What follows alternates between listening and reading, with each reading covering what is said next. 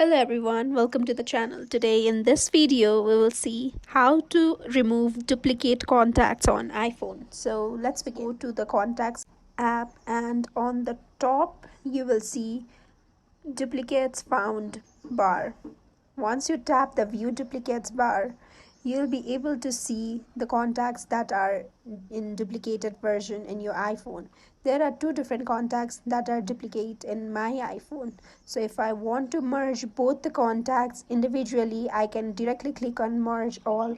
But if I want to merge only one contact, then I have to tap on the specific contact and then tap on merge option. By doing this, I will no longer have the duplicate contacts in my iPhone, and that's it. I hope this video was helpful to you. If you liked the video, hit the like button and do not forget to subscribe the channel.